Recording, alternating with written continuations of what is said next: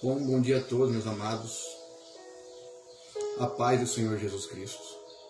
Estamos aqui hoje mais uma vez na presença do Senhor, para a gente trazer mais uma mensagem da Palavra de Deus. Este domingo abençoado, né? Que o Senhor possa abençoar aí tua casa, tua família, tua vida. Que o Senhor possa vir nos trazer mais uma palavra hoje. Continuando aqui a meditação do livro de João. Hoje nós vamos meditar João capítulo 19. Quero que nesta manhã, na presença do Senhor, que Ele possa abençoar seu dia, abençoar sua casa, sua família. Amém? Vamos aqui meditar. Baixar a mão um pouco fundo.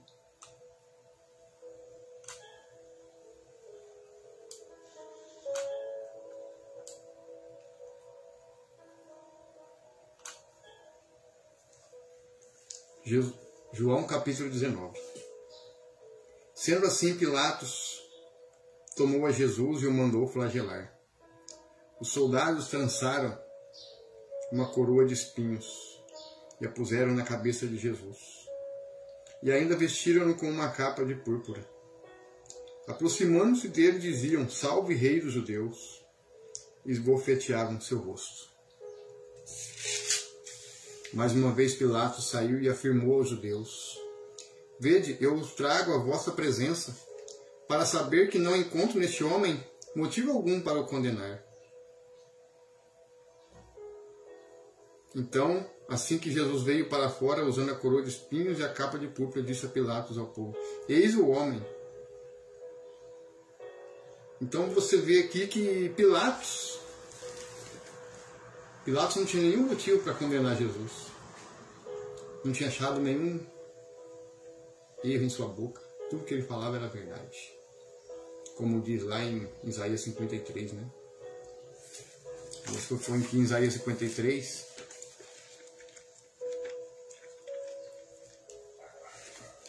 olha aqui.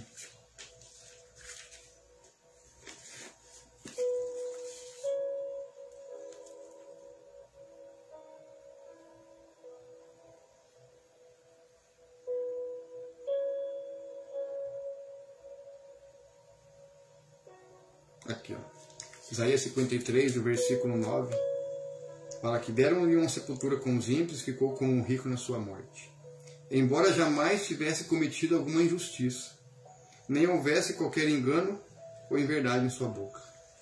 Então aqui em Isaías 53, versículo 9, confirma que Pilatos não achou nada nele. No entanto, que a esposa de Pilatos tinha tido um sonho para que não o condenasse. Porque esse homem era um homem justo, era um homem santo. Mas infelizmente ali o próprio povo dele o tinham rejeitado. Vamos ver aqui, continuando. Então assim que Jesus veio para fora usando a coroa de espinhos e a capa de púrpura, disse Pilatos ao povo: Eis o homem. Ao verem, o chefe dos sacerdotes e os guardas gritaram: Crucificam, crucificam. Mas Pilatos contestou ainda, dizendo: Levai a vós outros e crucificai-o, pois eu não encontro nele alguma culpa. Responderam-lhe os judeus: Nós temos uma lei, e conforme esta lei, ele deve morrer pela blasfêmia de se declarar filho de Deus. Então é que os próprios judeus, o próprio povo de Jesus, quis crucificar ele, né? Porque ele falava que ele era o Filho de Deus, e eles não acreditavam que ele era o Messias. E se você ler Isaías 53, que fala do Messias, você vê que Jesus ele não tinha aparência, não tinha formosura, não tinha beleza, não era atraente aos olhos dos homens. Então, os judeus eles esperavam um homem belo, forte, com grande poder, né? Militar ali para destruir Roma. Não, Jesus ele veio de forma simples, e humilde, e eles não davam crédito que ele era o Filho de Deus. Não imaginavam que ele poderia ser o Filho de Deus. E mesmo assim, os judeus, de tantos milagres que o Senhor fez, de tantas curas, tantos sinais ali que ele tinha feito no meio do povo ali, eles ainda duvidavam, eles ainda faziam de tudo. Mas sabemos que o inimigo, Satanás, o pai da mentira, já tinha possado esses homens, já tinha endurecido o coração deles, por eles não aceitarem o Messias. Continuando aqui, no versículo 7, como eu disse, vou ler de novo. Responderam-lhe os judeus: nós temos uma lei, e conforme essa lei ele deve morrer, pela blasfêmia se declarar filho de Deus. Entretanto, ao ouvir essa alegação, Pilatos ficou ainda mais atemorizado. E voltando para dentro do petróleo, interrogou a Jesus: de onde vens tu?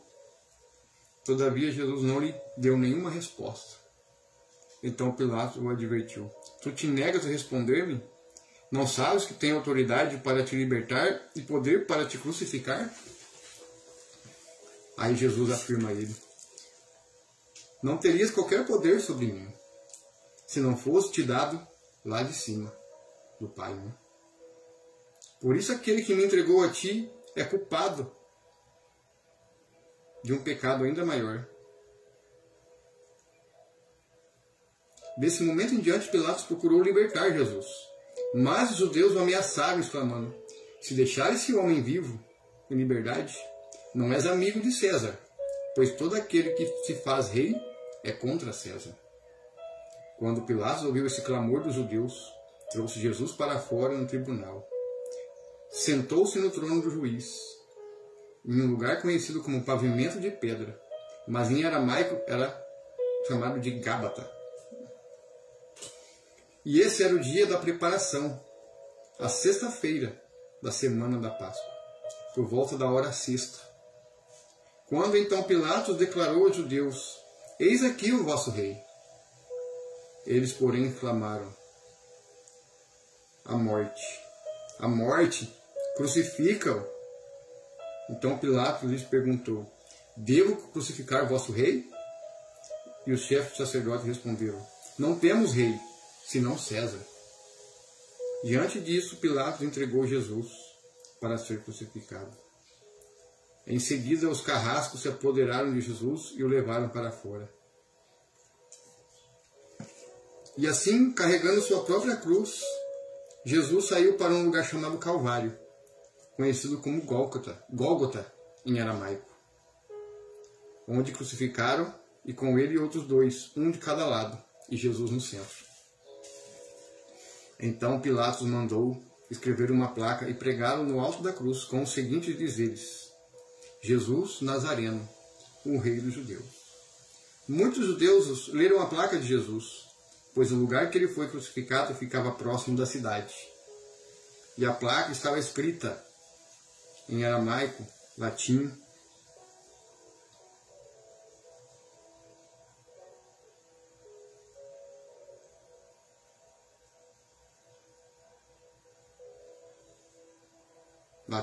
fala aqui, ó, e grego. Então os chefes dos sacerdotes dos judeus discordaram de Pilatos.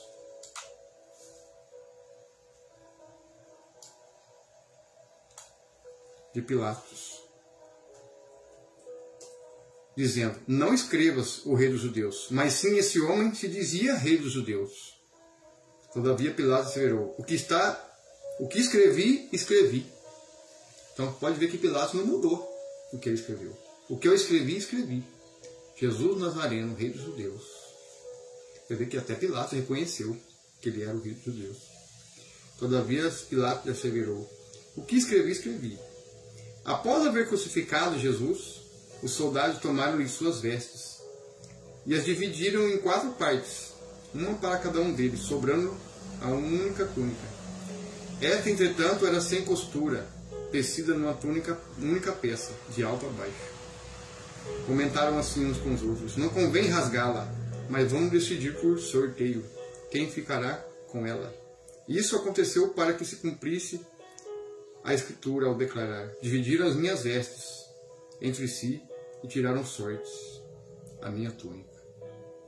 Então esse versículo aqui ele está numa passagem que já tinha sido profetizado.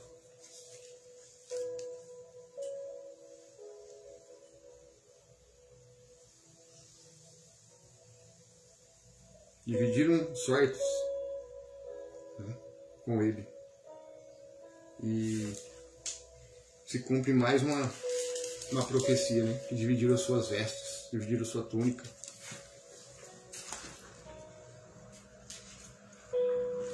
Vamos aqui ver.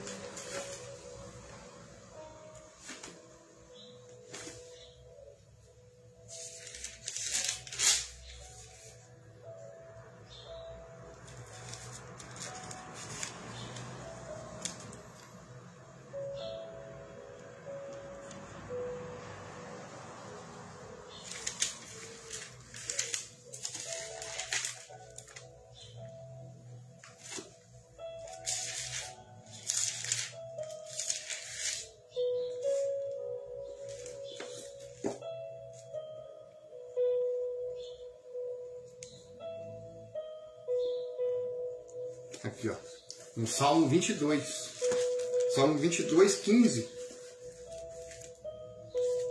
Salmo 22, 18, quer dizer, falar aqui, ó, dividir as minhas roupas entre si e lançar os sortes pelas minhas vestes. Então, o que fala aqui em João 19, no versículo 24, quando a Escritura declarar, dividiram as minhas vestes entre si, tiraram sortes pela minha túnica, e assim procederam os soldados. Ele é uma profecia que está aqui em Salmos 18. Ó. Dividiram as minhas roupas entre si e lançaram os sortes pelas minhas vestes. Então tudo que aconteceu com Jesus, amado, ele já foi profetizado. Já tinha sido profetizado atrás. Tudo que Jesus passou por nós foi profetizado. Lá em Isaías, em Salmos, por vários profetas foi profetizado. Próximo à cruz de Jesus estavam sua mãe, a irmã dela, Maria, mulher de Clopas, e Maria Madalena. Então ali junto à cruz estava a mãe dele, a Maria, mulher de Clopas, que é a irmã dela, e Maria Madalena. Quando Jesus, contudo, viu sua mãe, e junto a ela o discípulo a quem ele amava, disse à sua mãe: mulher, eis aí teu filho.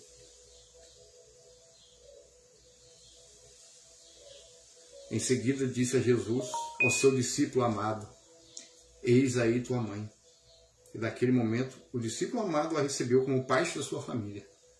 Então, a partir daquele momento, Maria se tornou parte ali com os discípulos, uma seguidora também. Até ali, por mais que ela cuidou de Jesus, ele cresceu, ela ainda não fazia parte ainda do propósito de Deus. Mas a partir dali ela se tornou como se fosse uma discípula também. Quando ela diz: mãe, eis aí teu filho, eis aí tua mãe, é como se a recebesse como uma mãe ali que ia cuidar dela. Jesus tinha deixado o discípulo amado dele, mais próximo, mais íntimo dele, para cuidar da mãe dele. Para cuidar. Só que hoje, amados, a gente vê muita, principalmente entre os católicos, entre os protestantes, vem essa discussão entre a virgindade de Maria, que Maria advoga, se ela é mediadora. Então fica muito essa questão, essa discussão, principalmente em muitos católicos e evangélicos. Fica essa divisão, né, por causa disso. O Senhor Jesus, ele nunca endeusou a mãe dele. Ao contrário, ele sempre chamava: mulher, o que tenho contigo? Mulher, não é minha hora. Por mais que ela o criou, cuidou, até que ele crescesse, para começar o reino de Deus, o ministério, Jesus nunca endeusou a mãe dele. No entanto, que tem até um versículo na Bíblia que falam assim: eis, feliz o seio que te amamentou. Jesus fala: eis o seio que te amamentou. Felizes são aqueles que fazem a minha vontade. Então Jesus ele já falou isso aí para que não colocasse ela como acima dele, como acima do Senhor. Então muitas vezes tem essa discussão, tem essa briga, essa questão sobre Maria. É como diz, Maria ela veio como uma mulher simples e serva de Deus. Ela obedeceu a Deus. Muitas vezes as pessoas acham que a gente fala mal da Maria. Não é falar mal. A gente tem que mostrar dentro da palavra que Maria ela teve a parte dela, a missão dela.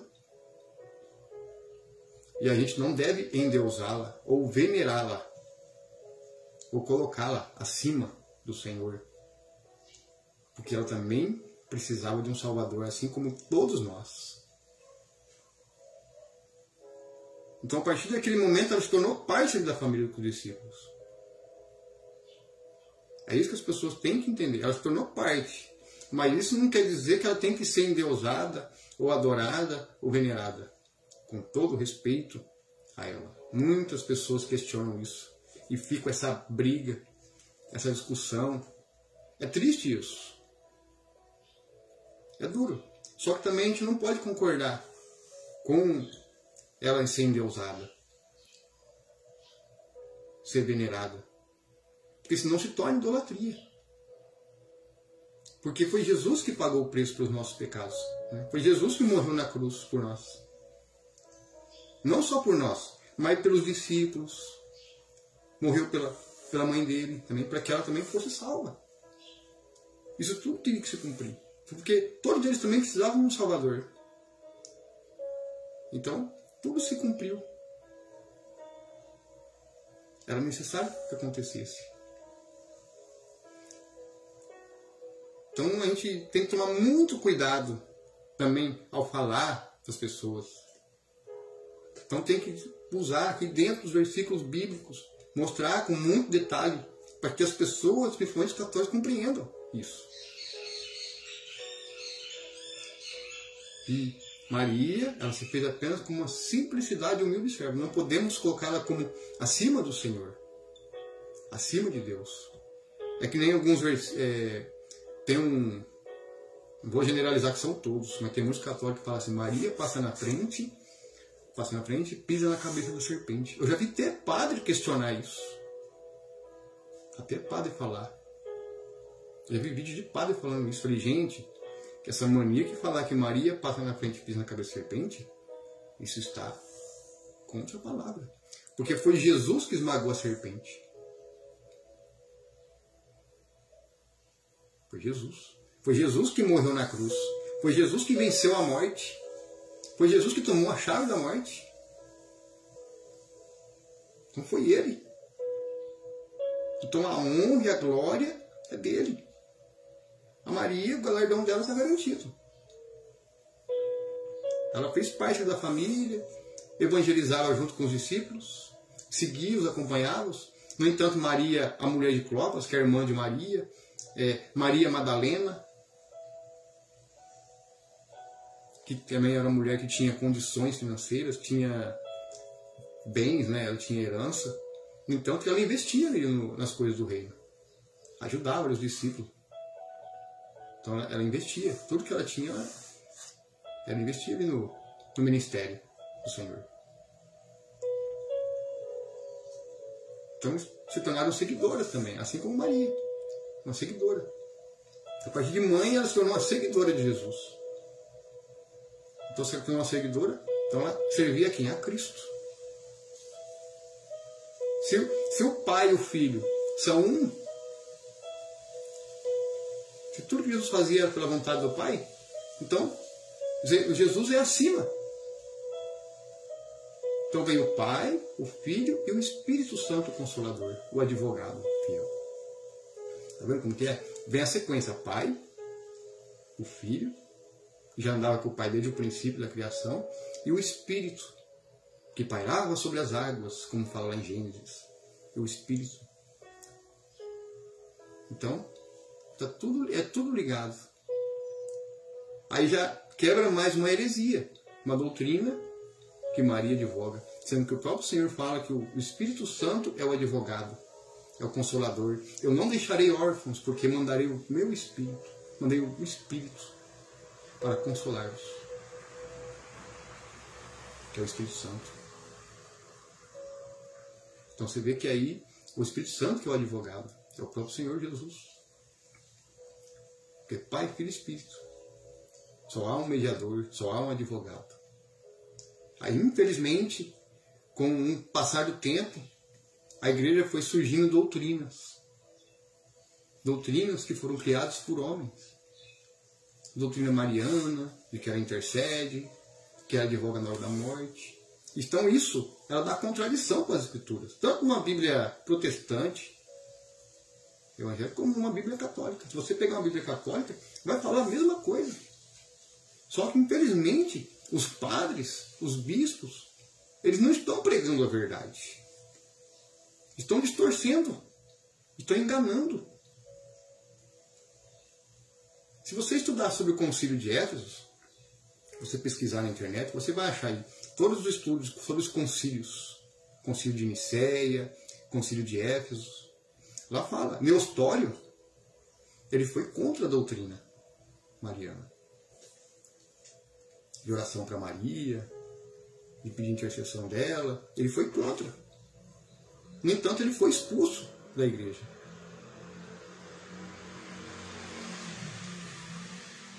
Não é que ele não reconhecia ela, que foi a mãe de Jesus aqui como homem. Mas eles começaram a criar doutrinas. Hoje, se você vê o Vaticano, tem padres, bispos denunciando as coisas erradas que estão acontecendo lá dentro. Porque o anticristo está tomando conta. Ele está usando o poder político, o poder religioso, para enganar as nações. É onde eu falo do grande engano. Então, Satanás, ele mudou a estratégia. Ele mudou a estratégia. Então, ele vai usar todos os meios para enganar. É onde vai infiltrando essas doutrinas. Doutrinas de homens.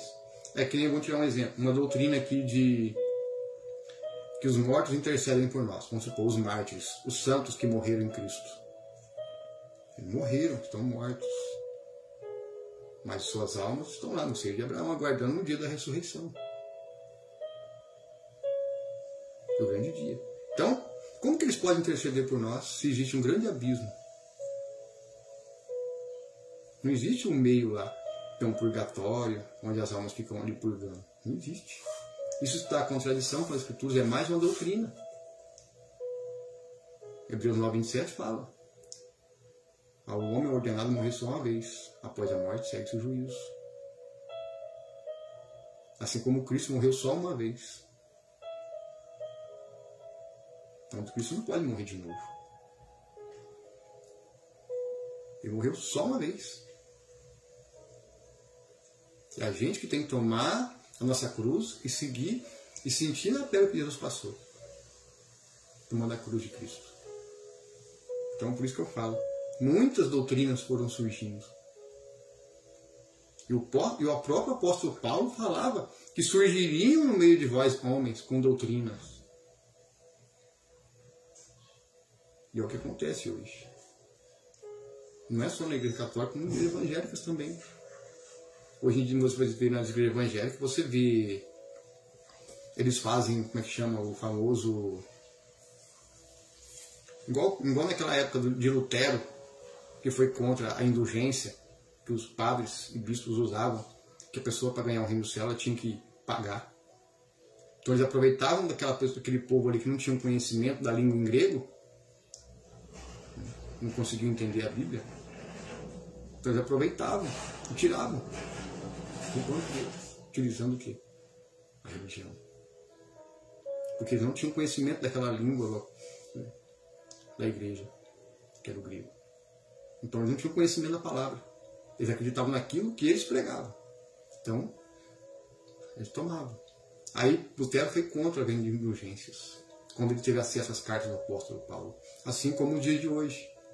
Hoje, infelizmente, inverteu. Hoje quem vende indulgências é a igreja evangélica. Fazendo envelopes de campanha. É campanha daquilo, é campanha daquilo, é campanha disso. Então, o inimigo ele mudou a estratégia. Usando esses homens, esses lobos, esses devoradores. Então, eles vão usando todos os meios. Vão usando todos os meios de engano. Então ele muda. Para tirar o dinheirinho daquela pessoa. O dízimo e a oferta é uma coisa que tem que ser voluntária, tem que ser da pessoa. Tem que ser de coração. Não fazer por força, obrigando a pessoa a dar. Tanto dízimo como oferta. Mas sim a pessoa fazer pela própria vontade dela, de coração. O próprio Senhor Jesus fala, não faça nada por obrigação, né? Faça conforme o que Deus propõe em seu coração. Então não pode ficar exigindo. Tem que ser de acordo com o que a pessoa sentir no coração. Então hoje acaba enfim eles usando isso e aproveitando da fé das pessoas. Usando versículos bíblicos e não ler texto e contexto. Então o inimigo ele usa essa estratégia, né? Vamos tirar o dinheiro do povo, vamos arrancar. Você acha que o Senhor se agrada com isso? Sendo que Mateus 10:8 é de graça o Evangelho, de graça recebeste, de graça deve dar. É por isso que eu falo, hoje temos que ter muito vigilantes, atentos. Por isso que a gente tem que ler a Escritura, ler, pedir direção de Deus, para ver se você não está sendo enganado, se não estão extorquindo, usando a palavra de Deus. A palavra de Deus, amados, está aqui, ó. Tem muitas coisas marcadas aqui nos estudos. Se a gente for por tudo que a gente ouve dos líderes religiosos, de pastores, até de padres, você continua no engano. Agora, quando a partir do momento que você começa a ler, começa a entender a Bíblia, o próprio Espírito Santo começa a dar direção e entendimento, você vai ver quanto engano tem. Quando eles usam a palavra de Deus. Então, para que lado eu estou usando a palavra? Para ganhar almas ou para ganhar dinheiro? Se eu estiver usando aqui para me ganhar dinheiro, mas Deus vai cobrar de mim.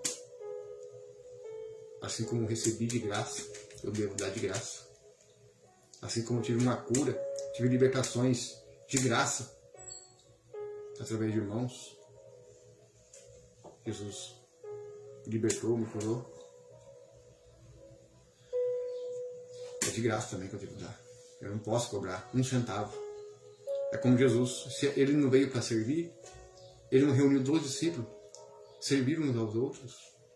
Servos, servir, não é para ser servido. Ah, eu só vou pregar num lugar se me pagarem. Ah, eu vou num lugar só se me pagarem. Tem muitos assim. Hoje em dia pessoas só vão num certo lugar dar uma palestra, dar uma palavra de Deus, se pagar.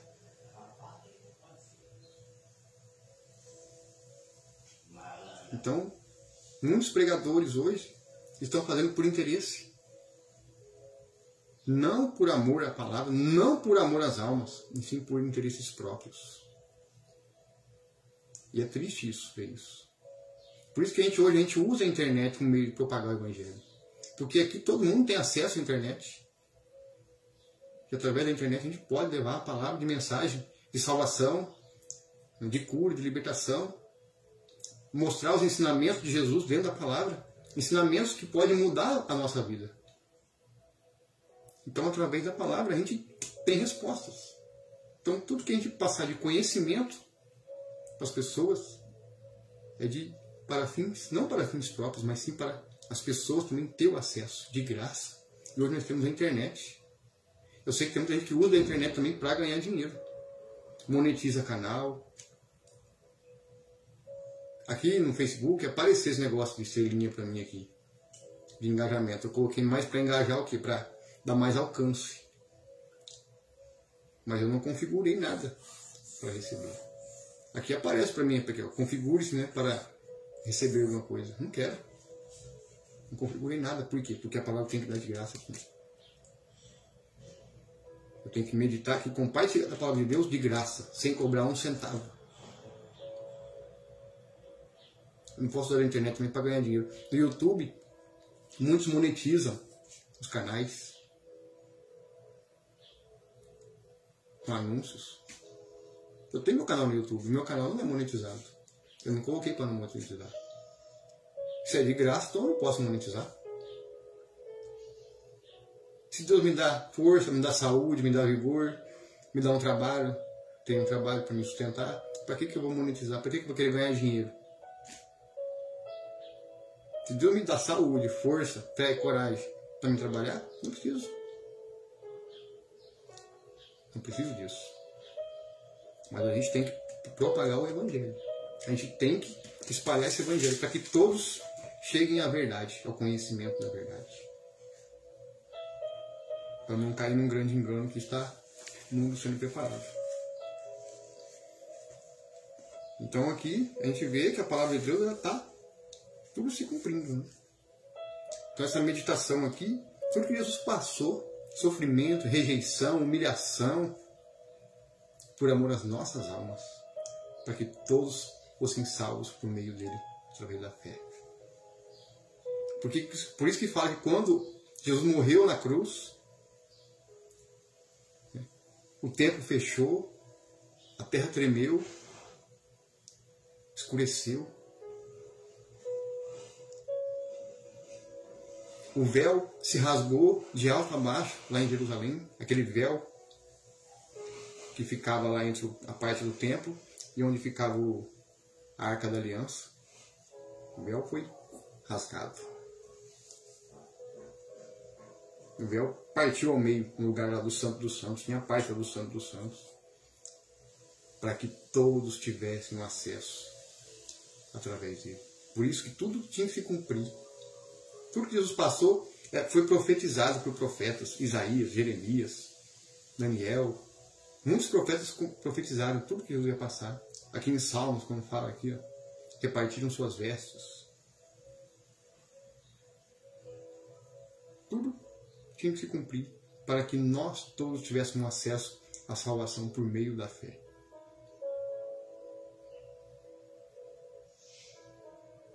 Tudo tinha que ser consumado. Vamos continuar aqui. Mais tarde, sabendo, versículo 28, Jesus, que tudo já estava concluído, para que a Escritura se cumprisse, disse: tenho sede. Então próximo havia um cântaro cheio de vinagre. Então embeberam uma esponja com vinagre, a colocaram na ponta de uma vara de hisopo e ergueram até a boca de Jesus. Então, assim que experimentou o vinagre, exclamou Jesus: está consumado. Inclinando a cabeça, entregou o seu espírito. Se você vê essa parte do vinagre, fala aqui também, ó. Quer ver?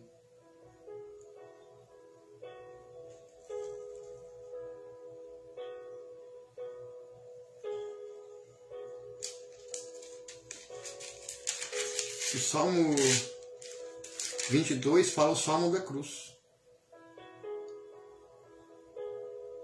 Mas tem um aqui que fala dessa parte do vinagre. Quer ver aqui? Vamos ver aqui qual versículo que está.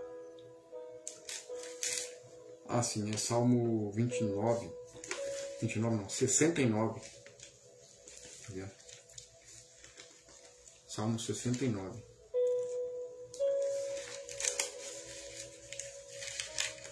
Então, por isso que eu falo que tudo que aconteceu com Jesus foi profetizado.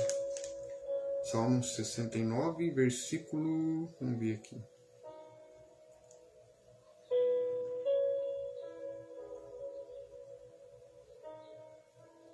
Aqui, Salmo 69 fala também, ó, o lamento do Messias na cruz. Vamos ver aqui qual o versículo aqui. Vamos ver aqui.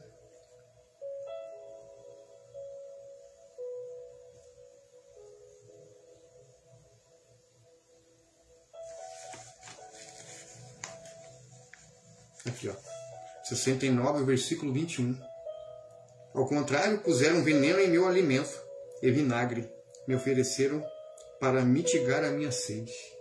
Olha que interessante. No Salmo 69, versículo 21, fala essa parte do vinagre. Você vê que os soldados fizeram para ele quando estava com sede na cruz. E assim experimentou o vinagre e está consumado. E que na cabeça entregou o seu espírito. Você vê como que tudo que Jesus passou, está profetizado até no livro de Salmos. É incrível, né? Tudo que Jesus passou por nós. Sofreu por nós.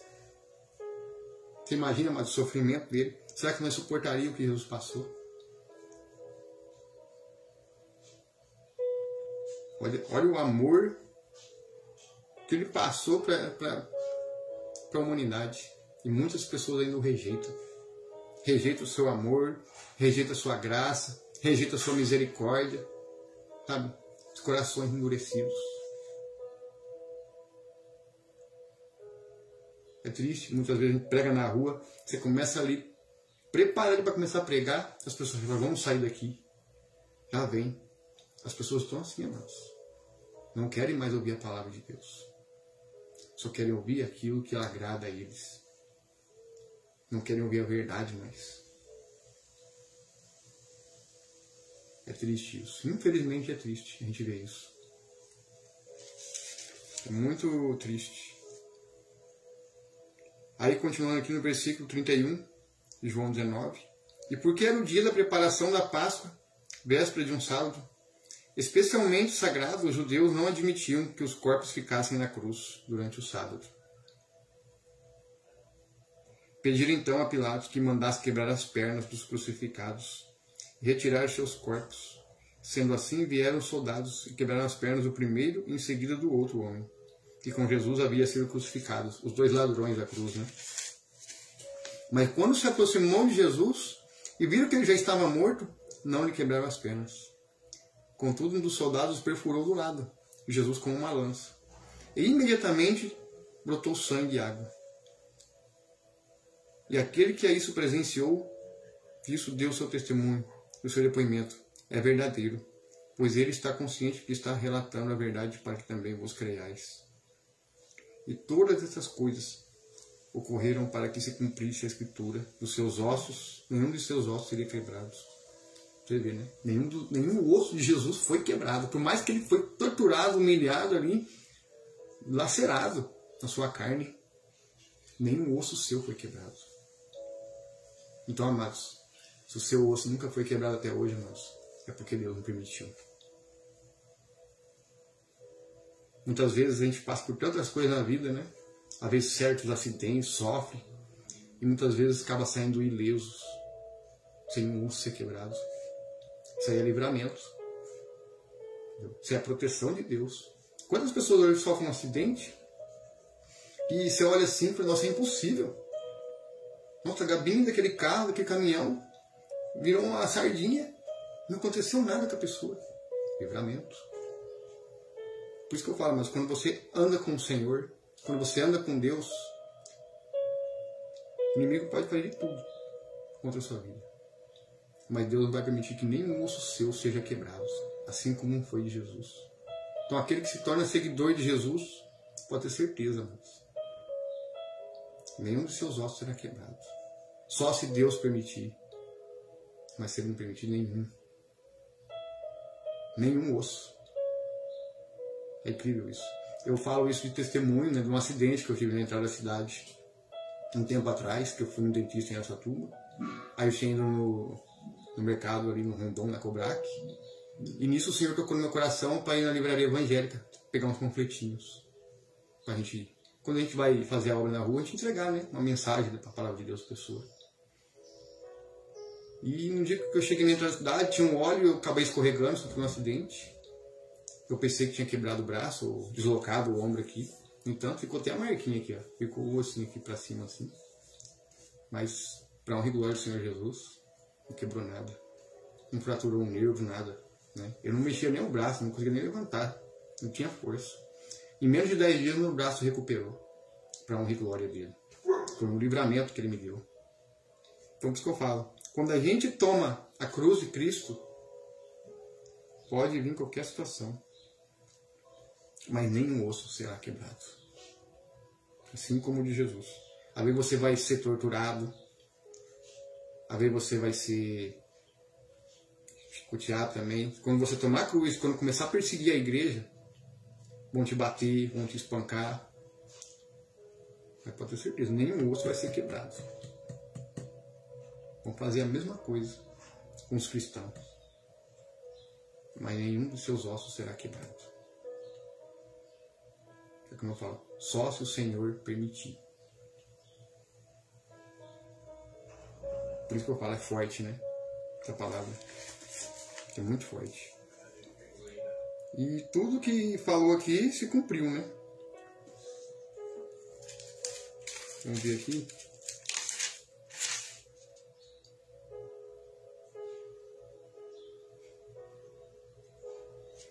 Tudo se cumpriu. Continuar aqui, né?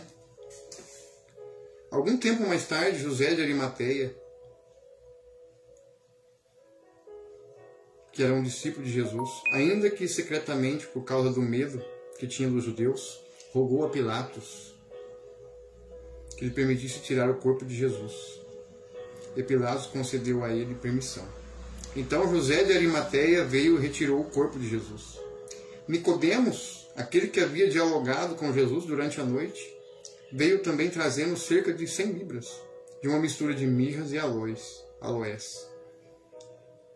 Assim pegaram o corpo de Jesus, o envolveram em faixas de linho, juntando as especiarias conforme a tradição judaica de sepultamento. No lugar onde Jesus fora crucificado havia um jardim, e no jardim um sepulcro novo, onde ninguém jamais havia sido colocado. E assim sepultaram Jesus ali, por ser o dia da preparação dos judeus, e considerando que o sepulcro ficava próximo. Então aqui você vê, né, conforme a tradição, os costumes do povo ali, naquele tempo eles envolviam, né, aquelas faixas, assim, igual aquelas múmias do Egito, né, você pode ver que era envolvido com faixa, né? Só que geralmente naquela tradição egípcia eles colocam um piche, né, no corpo. Você pode ver que quando acham restos mortais, você pode ver que acham, né, por causa do piche. O piche fica aquele formato, né, do corpo daquele. E envolviram com faixas, né? Assim também eles faziam a mesma tradição, o mesmo costume, né? No caso aqui, só não colocaram, né, o piche, né? Só passaram mirra, né, e aloés, né, no corpo, né? Envolveram com faixa. No entanto, que quando Jesus ressuscitou, o corpo dele não ficou ali.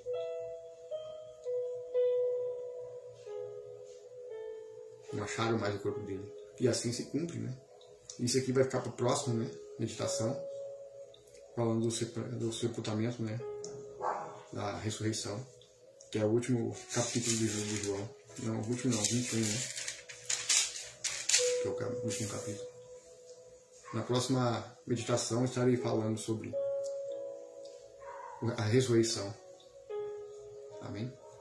Então, amados, que a gente saiba, né, que Jesus, quando ele veio ao mundo, ele não veio para condenar, e sim salvar o pecador. Então é tempo da gente se colocar diante de Deus, se consertar diante do Senhor, porque Jesus está às portas. Você vê aí os sinais, a gente vê tantas coisas acontecendo no mundo, tanto no meio político, no meio religioso. A gente vê sinais na terra, sinais no céu. Vou pegar um exemplo aqui. Ontem, na madrugada de ontem, estava muito calor. Eu tive que usar o ar aqui para dormir. Eu coloquei na temperatura ambiente, né? Não muito gelado também, né? Estava calor. E de ontem para cá, mas o clima mudou. Você pode ver que o tempo mudou, a chuva já esfriou. Então você pode ver que a Terra está passando por um processo. A Terra está sendo abalada. E Jesus, ele fala dos sinais. Jesus, ele não fala o dia e a hora que ele vai voltar. Porque só o Pai sabe. Mas ele falou, eu deixarei os sinais. Então estamos no princípio, amados. Você vê que as mudanças climáticas estão cada vez mais repentinas. Se você olhar muitos anos atrás, hoje eu tenho 40 anos de idade, não na minha infância, 10 anos, 12 anos de idade, você via que tinha as épocas certas, do frio, do calor, do inverno. Mas hoje você vê que não está mais assim, naquela ordem sequencial certinha. Está bagunçado, de repente no calor, do nada faz frio. Tem lugares que só neva.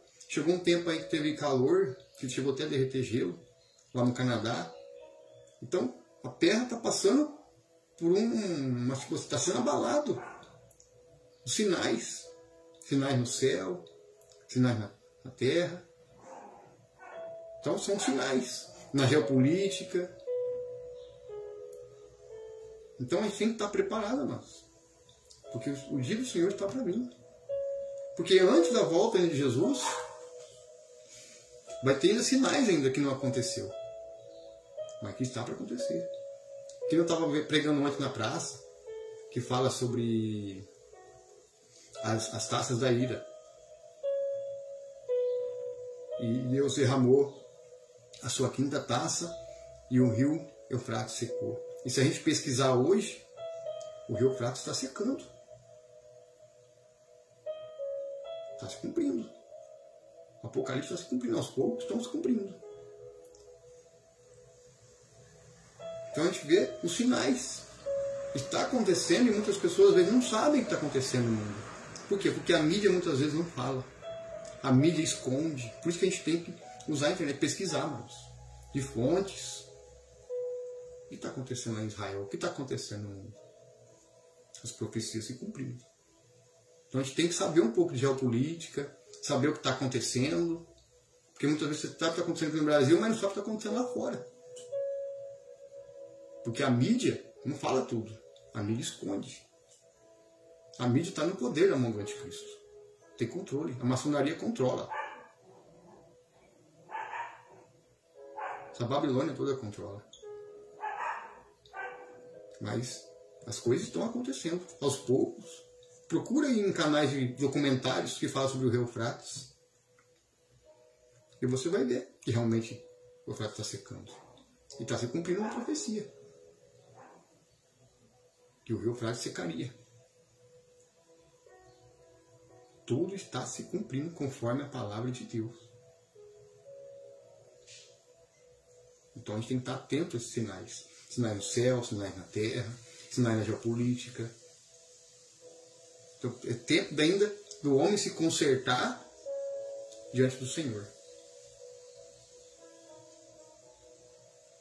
Porque quando o anticristo estiver no poder, literalmente, ele vai perseguir aqueles que não aceitar a sua marca, não aceitar o sistema, que vai ser implementado, está sendo preparado, vai ficar fora, vai ser excluído da sociedade. Não vai poder comprar, não vai poder trabalhar, não vai poder fazer nada. Então é tempo da gente se colocar diante do Senhor, se preparar, se fortalecer espiritualmente, para a gente suportar tudo isso até a volta de Jesus. Até sua segunda vinda gloriosa. A gente aprender a suportar tudo com paciência até o fim. Vai ter perseguição. Então muita gente acha que não, é bênção, é vitória. Não fiquem pensando que vai ser bênção, vitória. A coisa vai apertar. A coisa vai estreitar. Se a pessoa não estiver preparada, não estiver aqui, ó, meditando isso aqui, comparando o que está acontecendo no mundo, e não estiver preparado espiritualmente, não vai suportar.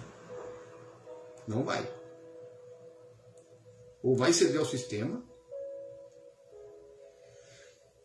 né, ou vai acabar, infelizmente, morrendo até antes, né, do tempo.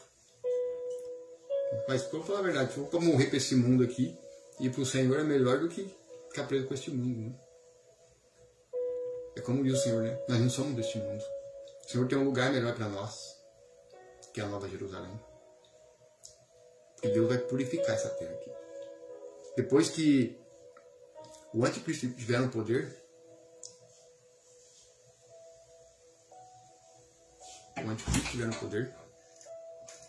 Deus vai vai lançar a ira dele. Ainda.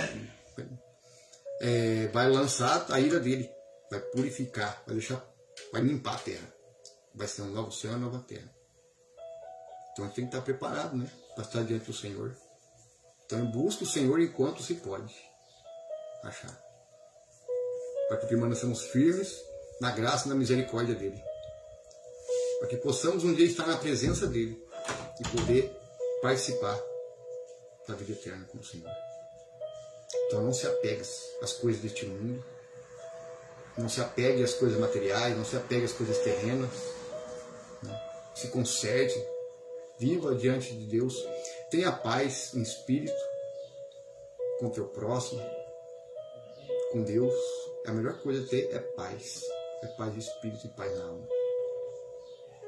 Então não se apegueis a este mundo, porque o próprio Jesus fala, né? Eu não sou deste mundo, o meu reino não é deste mundo. Entanto que ofereceram para ele, né? Satanás ofereceu os reinos deste mundo e Jesus não aceitou. Jesus poderia ter dito tudo se ele quisesse, se tivesse se prostrado diante de Satanás, mas ele não aceitou. Então também não podemos. Às vezes vai vir pessoas com ofertas para você, ó, se você negar Jesus, eu mudo sua situação, a sua conta financeira.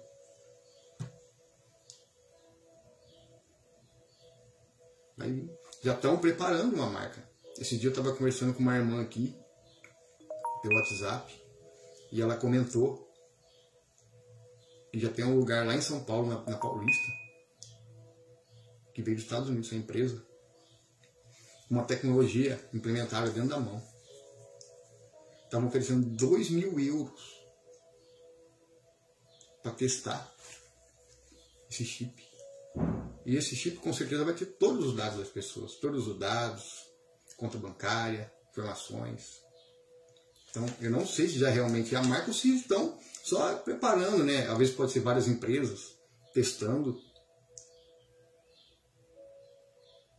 Porque eu acredito que tenha várias empresas de tecnologia que vão criar esse tipo de tecnologia para oferecer para o anticristo. Para ele ter uma forma de controle mundial. Oferecendo 2.000 euros, irmãos. 2.000 euros. Agora se eu falo, na situação que nós estamos vivendo hoje, no Brasil, que esse caos que o próprio sistema está fazendo, através da política, através da religião, usando, você acha que as pessoas não vão aceitar? Muitos vão aceitar. Vão aceitar numa boa. E as pessoas não sabem que está sendo marcado. Você vai ser... Hoje já tem um celular que já distrai as pessoas. Você imagina então um chip dentro da pessoa. Celular. Quantas pessoas não ficam distraídas com o celular o dia inteiro?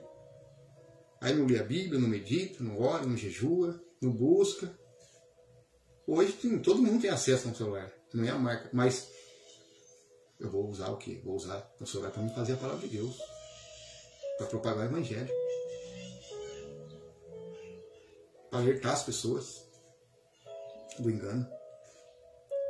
Então, vamos aproveitar as ferramentas do sistema contra o sistema.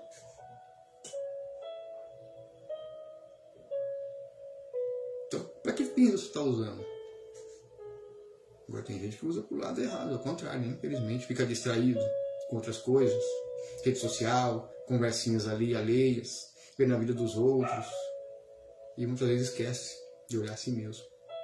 Então a gente tem que estar preparado. Está preparado para falar não. Quando chegarem te oferecendo aqui, ó, eu te dou tanto para você negar Jesus. Já aqui no meu Facebook, já veio gente do Illuminati me oferecendo. Para me entrasse no grupo deles. Eu já excluí. Porque eu sei, eles vão oferecer riqueza. E eles infelizmente, hoje, através da internet, rede social, como eles têm todas as informações, eles sabem da situação da gente. O sistema sabe. O maligno não sabe. Então, o maligno ele vai usar ali todos os meios. Ó, eu vou te oferecer aqui, vai mudar a sua situação. Vou te oferecer dinheiro.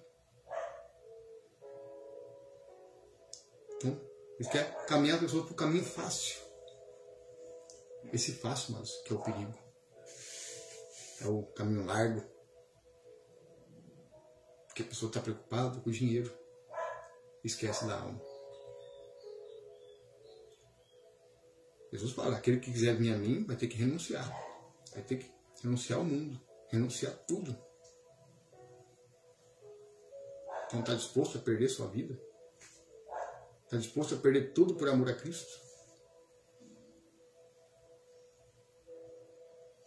É estreito o caminho. Aquele que quiser ganhar o mundo vai perder sua alma. Mas aquele que renunciar ao mundo, esse será salvo. Mas aquele que quiser ganhar o mundo, esse vai perder sua alma. E Jesus não quer isso para nós, né? Nem para mim, nem para vocês que estão ouvindo, ou para quem vai ouvir depois essa mensagem. Jesus não quer isso. Jesus quer que nós todos participemos da vida eterna. Onde vai haver paz, onde não vai haver mais enfermidade, não vai haver mais dor, não vai haver mais tristeza. Um lugar de paz. É isso que o Senhor quer promover para nós. Mas não neste mundo. Infelizmente, este mundo já está condenado.